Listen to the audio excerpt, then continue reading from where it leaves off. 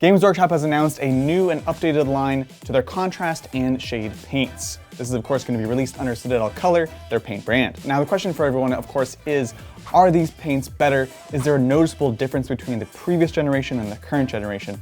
And is this something you should be considering, and how will it affect your potential workflow? They claim that these new contrast paints are brighter and more vivid than ever. Luckily, while I was in England, I was invited to a special preview day of the brand new paint line, where myself and a number of other content creators were invited to try out all the new paints on a number of miniatures and just paint to our heart's content and experiment with it. In the past, I've found contrast paints to be quite polarizing, with some people thinking that they're literally magic, and others believing that they're overhyped and underwhelming.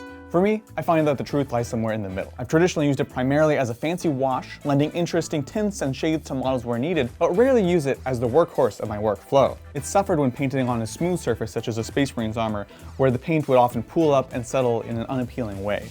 The other problem I had was when applied to the recommended white sort of undercoat, it often felt like it was clearly just a wash tinting a white paint.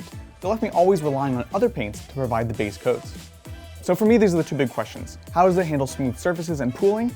And is it strong enough and vivid enough to provide a base coat for models? While at the Paint Day demo, we were given access to all the new paints, Citadel brushes, and a sampling of models pre-primed in the new spray paint White Scar.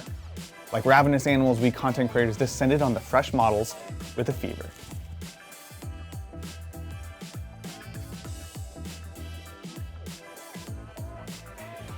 I obviously went straight for an orc, wanting to try out a few things. The orange, Magma Drought Flame to be exact, was incredible. A single coat, easily applied, gave an amazing coverage and vividness. This immediately got me excited for more, and I let that dry before I applied any weathering to it. At this point, I wanted to try a few more of these brighter colors, and so dove into that. Of course, I'm an Imperial Fist player, and always interested in how you can paint these bright colors like yellow in a single coat, and grabbed an intercessor to try some ideas there. Once again, I was extremely impressed with the vividness that I could achieve in a single layer. Yellow is one of those colors that people really dread, and though I normally apply my base coats through an airbrush, I was shocked and impressed at how well the paint took in a single layer. At this point, being thoroughly impressed with the strength of these brighter colors, I knew I had one of my answers. The bright, flashy tones, if not the neutral ones, could apply consistent and opaque base layers for painting a model. Pretty cool. Now, if you know me, you know I love blue-green, and of course I was looking to see if there was a good blue-green that I could use in the contrast line. At the same time, I knew I could also further explore this question of how the paints would sit on smooth power armor, and started playing with that. I grabbed my next victim, a fresh Assault Intercessor, and began slathering them with this Croc Score Blue. I knew that a lot of the time when we use these paints, we want them to be fast and convenient, and so I decided to truly put that to the test. I grabbed a big brush and started slathering it all over, taking only rare moments to actually clean up and make sure the pooling was decent. This was of course a test of how well it applied when going very, very quickly. Letting it dry, I did see that we had a lot of these telltale problems of the pooling issues, which didn't really surprise me because these darker colors are going to take worse to that than the lighter colors. So, okay, it's working better for the brighter colors. These darker colors, they are pooling nicer, but it's gonna take a bit of work. So next up, let's go ahead and grab a Age of Sigmar model to try to do this appropriately and spending a little bit more time and effort.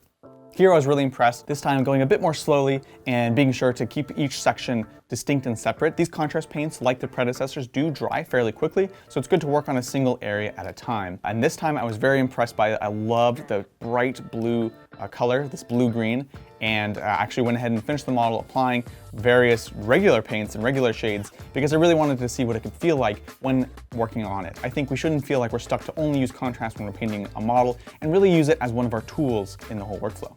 So what does this mean? The bright colors, the vivid colors do take really well and actually apply a strong, smooth layer in a single coat. So success there. What about these pooling issues on smooth armor? Well, they are still there, but they're generally very improved. I'm really impressed by the way especially these brighter colors take to these smooth surfaces. Darker colors, such as this Croc Score Blue, are still not out of the question, but they are going to take a bit more work. Now, does this mean the product is a failure? Is it all a lie? No, in my opinion, not. You can see how it works, and as I've always advocated, this paint is extremely powerful, extremely strong. It's not magic, and that's okay. It's another tool in your arsenal, and different tools and different paints take to different models differently.